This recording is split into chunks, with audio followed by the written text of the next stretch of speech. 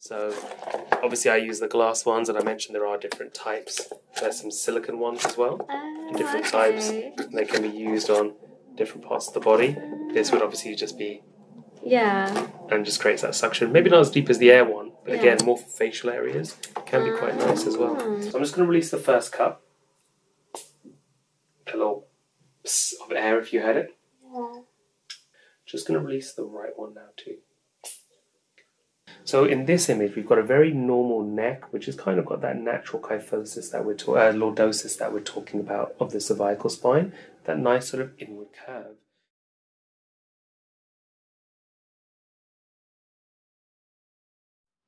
Hey Melissa, welcome back again. How are you doing? Good, thank you. Good, so back again as they say. How have you been over the last couple of months since we last saw each other? Yeah, doing pretty good. Good.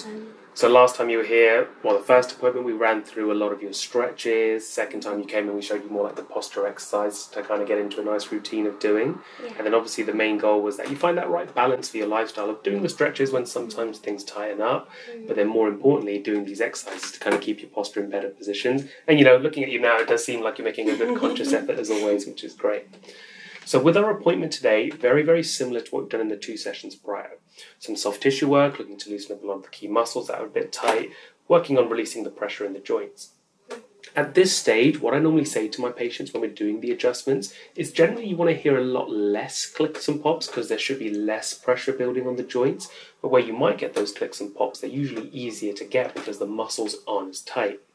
The other big thing I judge good sessions on at this point is symmetry. Sometimes it doesn't matter if there is pressure that has built up in the joints because depending on what you've been doing, that is normal. But what you want to see is that if the right side released a fair bit, so should the left side. You don't want there to be a lot of cracking and release on one side and then almost none on the other, because that can be a sign that you're still obviously not quite right with your posture and that you are definitely putting the stress much more through one side of your body than the other, which is not ideal. Whenever we stress our body, we ideally want it to be as even as possible. In some situations, like, you know, let's say a tennis player, it would make sense why one side would be tense. But for most of us that do, you know, desk and office-based jobs, you wouldn't really expect one side to get massively overworked.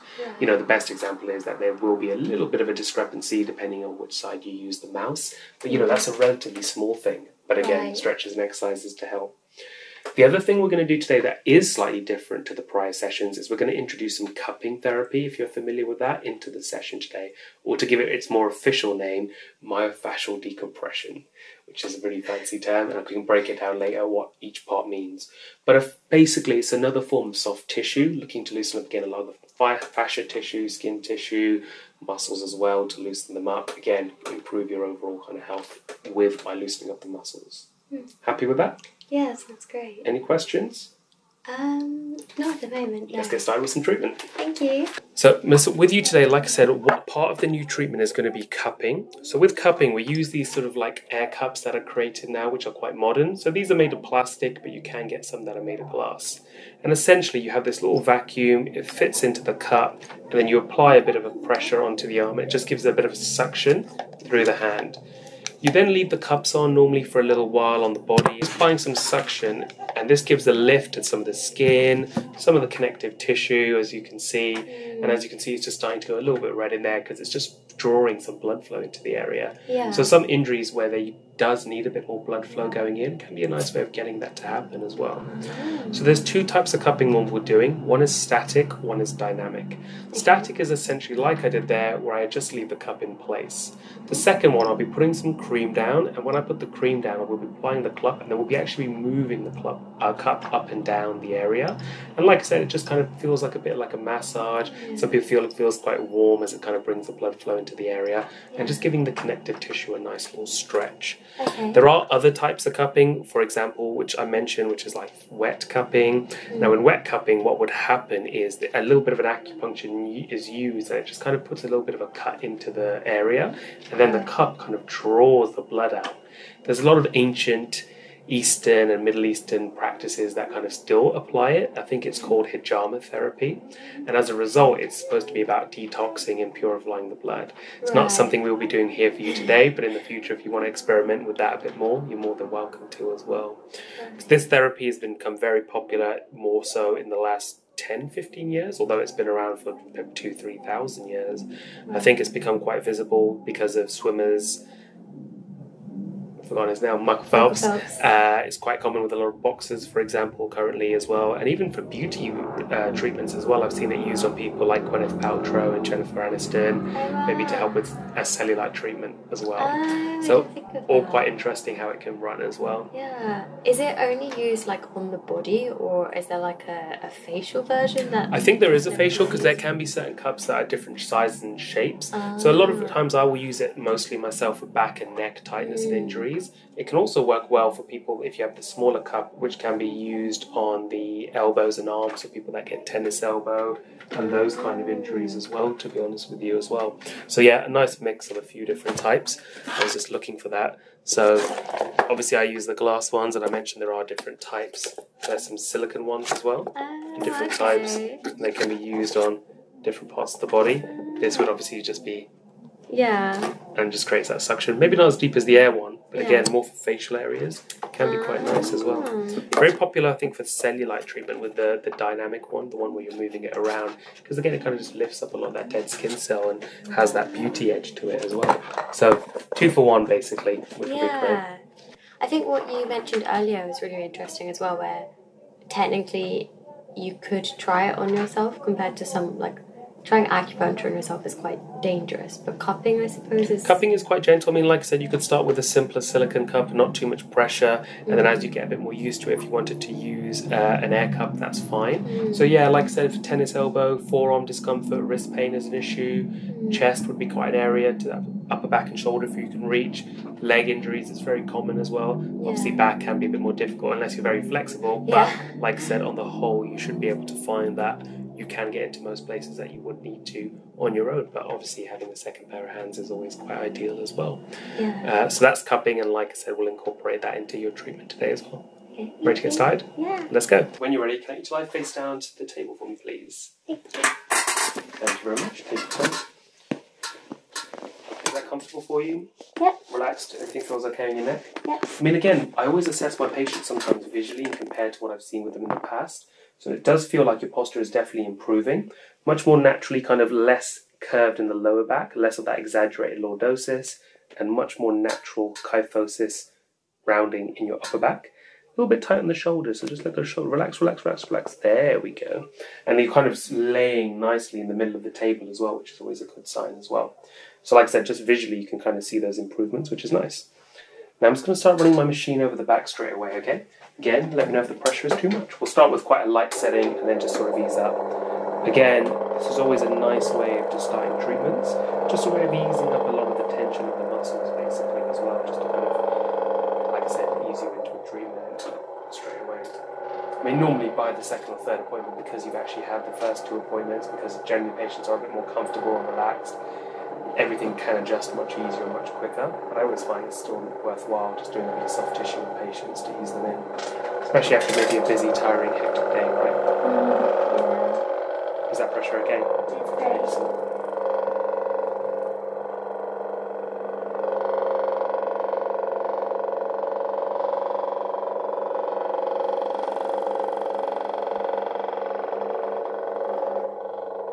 So again, with this muscle running over your paraspinal, with this machine running over your paraspinal muscles, nice and easy vibration. And again, I always judge how much force I'm having to kind of push in and how kind of smoothly it's gliding over the back. And again, compared to your prior appointments, definitely a lot smoother the way it kind of just glides over these muscles, which is quite nice.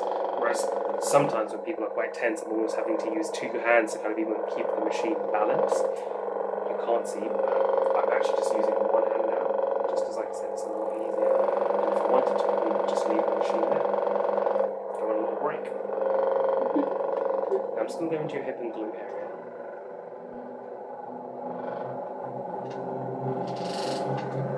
Again, is that pressure okay? That's great. Perfect.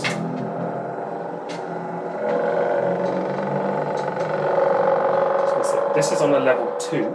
Usually with your appointments thus far, we've kind of kept it between a 2 and a 3. So I'm going to turn it up to a 4 now, okay? Which isn't full power, but not too far away. How is that? Is that okay? Can you feel it? So you're getting in there a little bit more. Okay, I've actually lied to you. Not quite 4. That was more of a 3.5. But as you can feel, it does carry quite a bit of power, doesn't it? But again, hopefully you can feel it, but it's comfortable. Just while we're getting into these muscles that little bit deeper. If you want to carry on talking, I'm sure you'll have a very shaky voice now as well.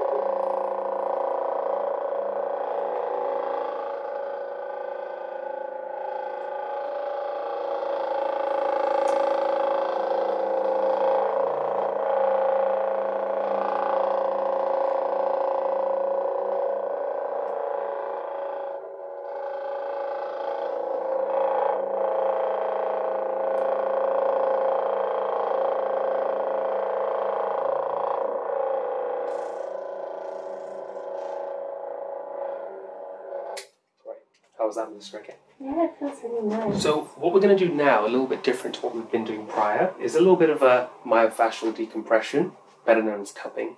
Okay. So what I'm going to ask you to do in a second is just lift up your jumper and t-shirt just so I can see a small section of your lower back, if that's okay.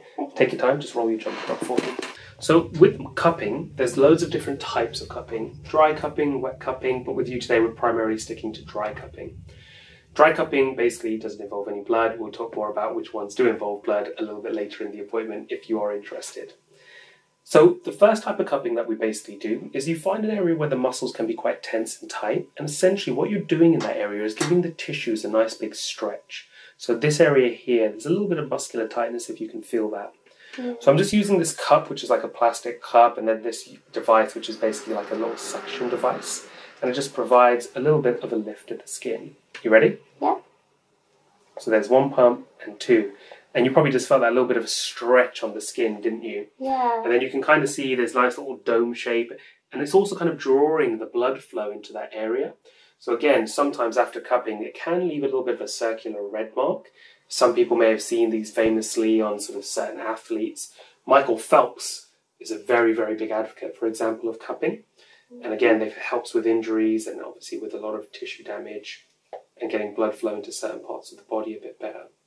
So this is called static cupping, where essentially you just leave the cup in the area for a few minutes. And obviously, like I said, you would put it on maybe a few different areas if you need to. But for demonstration, we're just doing the one here. I mean, how does that feel? It feels fine. Yeah, it doesn't hurt at all. Some people mention it can feel quite warming as well, like I said as well, which can be quite nice. Yeah, I guess because of the blood flow. Like gently kind of getting into that area as well. So I will pop one on the other side just to create a bit of symmetry as well. Ready? Yeah. So again, not quite on the spine, it's just to the side of the spine. And it's just where more the muscle tissue is. Again, a little bit of a traction lift there. Again, how does that feel? Yeah. I've seen some very interesting design cups where people sometimes want it, and they've been designed as almost like dragon horns and things, and they run all the way down the spine and they look pretty impressive, but we're just sticking to the tried and tested cup method here. Sometimes in sort of ancient times, what they used to do before these devices were made, they would have sometimes used fire to create the suction. So the kind of inside of a cup would be created with fire, and you can even do it with a mug, essentially, if you needed to. And then that fire pressure, I'm not sure on the physics here, creates a pressure difference, and you can just put it on the skin, and that would create the traction that we're looking for, similar to what we do with the air pumps as well. Oh, wow. So how does that feel? Yeah, it feels fine. So I'm just going to release the first cup. A little pss of air if you heard it. Yeah. And like I said, it's just left a little bit of a light red mark, which shouldn't even last more than a couple of days at max. Again, some people can leave their cups on for much longer. We're not really doing that with you today. Just going to release the right one now too. How was that? Yeah, I can feel it more on the right actually. Interesting, okay. So what I'm going to demonstrate now is cupping, but dynamic cupping. So this is essentially where you put some cream or some lubricant down, and then actually you don't leave the cup in one place, but you just move it and glide it around a different area. Again, giving more of a lift to the fascia and the connective tissue, giving everything a nice little stretch. So I'm just going to apply some cream to your lower back, if that's okay. Cold, sorry about that. It's okay. Trying to avoid your clothes as much as I can. How does that feel? So the best thing I'd say about this is it's not painful. No one ever really describes it as painful unless you apply too much suction, in which case I'll ease off. But normally people say it gives you quite a warming feeling, as it's kind of like I said, just bringing more blood flow into that area. How's that, Melissa? Okay? Yeah. Good. So we'll just do a light one with this one. Can you feel that pump there? Yeah. That suction. So then, as I mentioned, once it's on, just a very simple gliding. Like I said, I'm sure you can feel that little bit of a pull on the skin, right? Yeah. Like I said, not too bad there. It's a little bit better now where the cream is. How does that feel? Yeah, it feels like a massage. It's basically what it is. Some people will call it a cupping massage. Sometimes what happens with cupping, what we can do is, with massage, we get focus poking in and pushing in and pushing in. Sometimes it's not always in that we need to push. Sometimes it needs a bit of a stretch. So myofascia is like a connective tissue, and it basically houses your muscles. Yeah, it's a little bit more sensitive on the right there, isn't it? Yeah. And then, like I said, sometimes people aren't actually necessarily tight in their muscles. They're more tight in their myofascia. And the way myofascia is released is sometimes, like I said, through cupping therapy, soft tissue work. Foam rolling is another common one as well. How did that feel, okay? Yeah, it felt really nice, actually. It's a strange sensation, but yeah, hopefully, like I said, quite therapeutic. But again, it's just another way of just releasing a lot of the pressure in the muscles, joints, and the myofascia. Loosens up the back so that when we do your adjustments, as we're doing now, again, everything should release nice and easily. Just going to put your jumper back down. Thank you. Great. Now, I'm going to do the first adjustment for the upper back and shoulders. Ready? Yeah. So, what I'd like you to do, Melissa, as mentioned earlier, breathe in and out for me. Perfect. One more. Nice. Next one. Breathe in and out. Good. Nice and relax for me. And then just on the top of the shoulders. So again, nice even release, not much force needed to get those adjustments perfect. I can feel again there's a little bit of a knot there on that left shoulder. Let's lift your head up.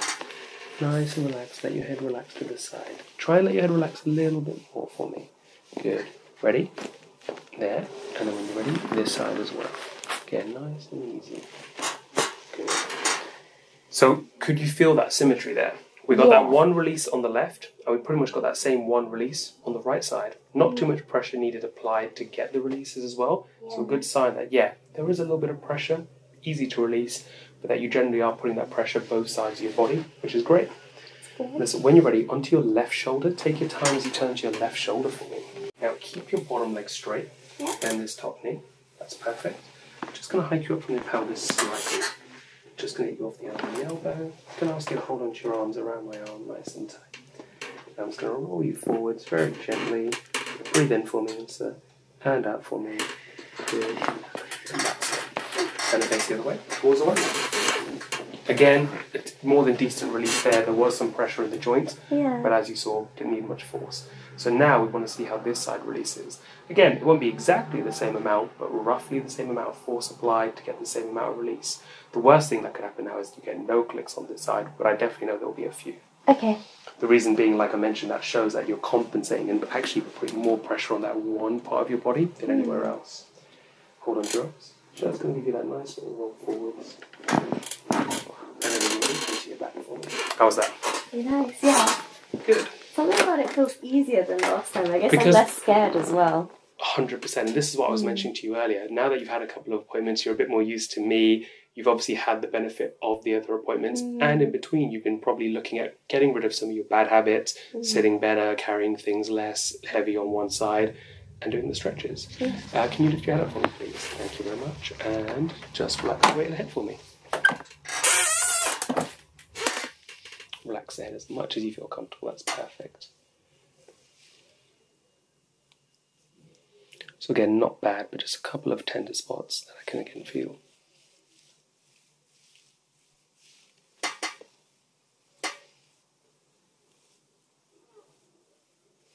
So normally before we ever do an adjustment, again, we always kind of assess what the range of motion is like on the neck as well. Just adding in what we call mobilizations, looking for any tender spots that might need to be adjusted as well. Again, there's not many, which is good, but there is one there on the right, definitely. And then maybe that one on the left also, but definitely that one on the right. Is that ready? Yeah. Just relax the weight of the head for me. It's going to give your head a very light twist and turn. Now, a little push. That'll do. And when you're ready, this side as well. Try and let the head go. Wiggle your toes. Perfect. So the left one released much easier than the right one. Because again, like I said, that side isn't as tight. I might just try the right one more time. Again, nice and relaxed. The more you relax, the easier it always is. Wiggle those toes. That'll do. Sit back up and face towards the blue wall forward. Take your time to get back up. Look at how much easier it is on the left. Yeah, because like I said, generally there is less muscle tightness. Like I said, there was one point there that I knew was going to be released. The right was a little bit tighter, but we know that from the shoulder anyway. Yeah. Being right-handed, right side dominant makes sense. You don't always have to have the click to kind of get the improvement. It does feel quite satisfying, obviously, when you hear the click straight away. But like I mentioned, the more you release the muscle pressure, that will happen naturally as well. So I'm just going to finish up with a little bit more work into the upper back and shoulders. So again, so as soon as you've stood up, pretty much not touched you. But as soon as you've sat up, first of all, key sign, you're sitting right over your centre of gravity, that's gate. You have that natural lordosis in your spine where you're not curving your lower back too much inwards or you're not rounding it too much. Nice and level through the shoulders and the mid-back. So again, more instinctively, you're sitting in that more natural position. And then the challenge with each patient is then once we've kind of got you feeling more comfortable that you know what the right position is, generally sitting in that position for a decent amount of time. No one's perfect, no one's going to sit in this position for hours and hours, but obviously comfortably for at least 30, maybe 40 minutes. But then what will happen is you will probably start slouching a little bit. But the difference is now that your body's more aware of what a good position is, it recognizes you're slouching quicker and then you correct yourself quicker and not overcorrecting yourself. Sometimes what happens with a lot of patients is they get into a bad position for too long. Then they notice it, and then they try and overcorrect the posture, which is actually a bad position, can't hold that for too long, and they almost go from one extreme position to another, whereas the position you're sitting in now, I'm always cautious of using the word perfect, but I'd say it's close to perfect.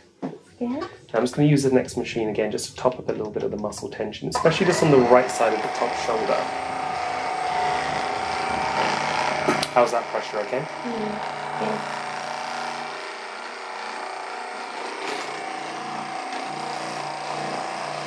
Again, even with the machines, you're probably noticing it's generally more comfortable. They generally glide through your back much smoother than they have done in the past, which is encouraging.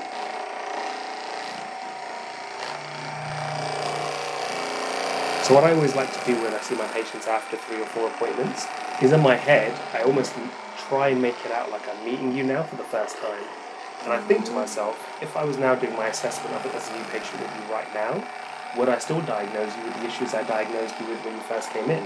And what I would say is, yes, you still have a very minor functional scoliosis, but the anterior pelvic tilt and the upper and lower cross syndromes issues we discussed in our first session, they are substantially better.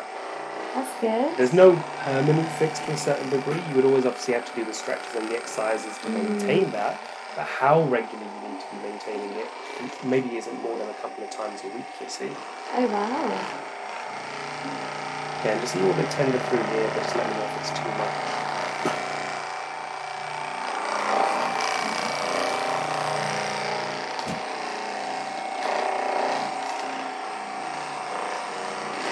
Do you mind moving your head back for me now? Just going to use this slightly softer attachment, whereas the other one has a little bit more give in it, a little bit more solid. This one, as you can see, is a lot more soft and foamy, which is nice because then we can get into slightly more bony areas, just like the top of the neck, top of the shoulder as well, for example. Let me know if it's uncomfortable, but it should be fine. How's that? Yeah, it's nice.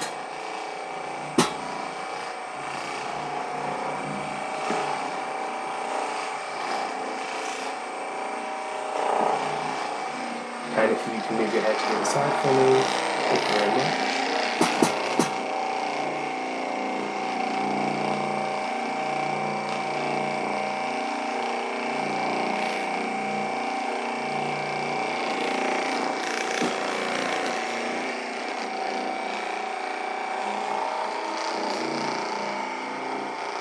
So yeah, right now I'm almost on your shoulder blade itself, which is quite a bony area.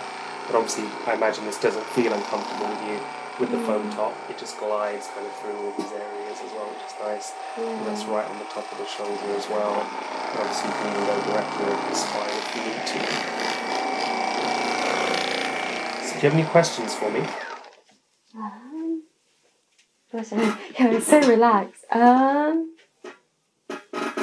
Yeah, I don't know how much, so like when my posture is really good, I still feel like, I don't know, the core is really weak. Does that make a difference? Because what you're still trying to do is overcorrect yourself. I just saw it there. You were in the perfect position the whole time we've been talking. This is neutral. This was good. But a couple of times, what you just did there, and you can look back on the video, is you did this. You probably still feel like your chest needs to be a bit more open, a bit further back, which it could be, and that's the exercise that you need to be doing a bit more. But what you need to do is not move that core and pelvic floor.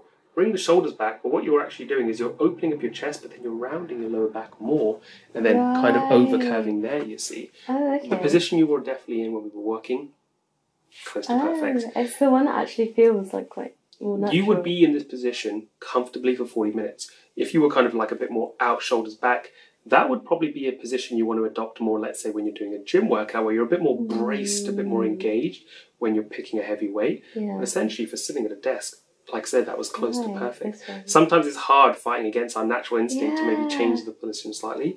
But like I said, all the natural curves in your spine, that natural lordosis, less of a kyphosis, and quite a natural lordosis in the neck, nice, encouraging, well aligned. Maybe again it's slightly different because you're now sitting on my table without really any back support. So yeah, it might not that translate into the desk that you have at work, but obviously, if, like I said, you can assume that you're in the right position. So whatever you can do to help yourself stay in the right position by adding in a cushion or adding in a raise on your desk, you know, you should do. But you now don't need to question it. You are in a good position. It's how can you change and edit things around your desk to help you stay in this position more comfortably for longer. Perfect. Thank you. All done. Melissa, during most of your appointment, you probably heard me mention spinal curves, lordosis, kyphosis. So this is obviously the model of the human spine. Now, we naturally have curves in our spine. No one's spine is completely bolt upright. So the neck has this natural, what we call cervical lordosis, as does the lower back, which means it curves in, whereas the upper back, mid-back, thoracic spine curves outwards a little bit as well. What happens with bad posture is these curves kind of sometimes either become too flat or exaggeratedly rounded. But as I was mentioning to you, especially at the end of the appointment just now when I was talking about how you were sitting, most of those curves were in the position you'd ideally want to see them. Instinctively, you were kind of trying to bring your shoulders back a bit more, which I don't think is an issue. But the way you were doing it, you were actually kind of sticking out your chest a bit too much and then exaggerating the curve in the back, which then over time would put more pressure, as you can see that kind of cramping into the joints. So that's what can happen with an anterior pelvic tilt. Again, unfortunately, with a lot of us looking down on our phones, a lot of us are starting to develop much more kyphotic necks. Text neck is what that's nicknamed as. But again, right now you're keeping a much more natural curve in your neck, which is nice to see. So now the goal with the stretches and the exercises is maintaining those spinal curves into that nice neutral position for, you know, significant periods of time, which would be good. But like I said, we've got you to a point where I think your posture is significantly better, probably in the 90% percentile, so that's great. If obviously you want to improve it more, there are always ways, but at that point it does take a lot more effort to kind of get that extra percent or two. Whereas, like I said, it's more about maintaining it and definitely not letting things drop. It's why a lot of athletes also include chiropractic care into their treatment quite regularly. They're not in pain, they're the kind of people that are just trying to get any edge that they can, that 0.5%, 1% to their game, to really keep them at their best for as long as they can in their careers as well. So we can benefit people who are in pain and not in pain. Again, depends on what the end goal is with chiropractic treatment. Yeah, I always imagined it straight for some reason, but it's not. I mean, essentially, this part you want spine. You don't want the spine kind of dropping into the side like this or this. That's what scoliosis is. But most of the time, on a side curve, in, slightly out, slightly in. But what we would define that as a neutral spine. Yeah, instead of just sitting like a plank, I guess. Like I said, again, so this example, what you're doing now, like it looks like my posture's good because my shoulders are back and I'm really kind of got my chest out. But if you kind of felt what my lower back was, I'm really exaggerating there, cramping up a lot of the joints, and eventually I won't be able to hold that position for too long. So I'll be back in this position. Then I'll feel uncomfortable in this and this. Whereas that nice neutral position, you'll sit like this comfortably, like I said, building it up, but maybe even as long as potentially 45 minutes to an hour before you should get up and move around anyway. But at that point, you would never feel any discomfort building on your spine. So this is just a poster or an image saying spinal decay. It's quite an aggressive term, but it gets the point across. So in this image, we've got a very normal neck, which has kind of got that natural kyphosis that lordosis that we're talking about of the cervical spine, that nice sort of inward curve. But naturally with age, but obviously accelerated by bad posture habits, as you can see, the neck starts to straighten up. This puts a lot more stress on the ligaments and on the muscles, and again, that's what leads to a lot of pain, discomfort, especially later on in life. But whereas this image could be completely normal in what you would see in, let's say, a patient who's 90, you wouldn't want to see that in a patient who's 60. That's showing accelerated wear and tear, probably from bad posture habits. And the same in this image. Pretty good lower back, nice kyphosis, nice space in between the vertebral bodies with the discs. But with bad posture habits, you can then eventually see it become too straightened or exaggerated in the curve. And as you can see, much more pressure would have been building in this person's back. Great. Thank you. No problem. All done. Okay, yeah. I'll see you again soon. Thank you. Bye.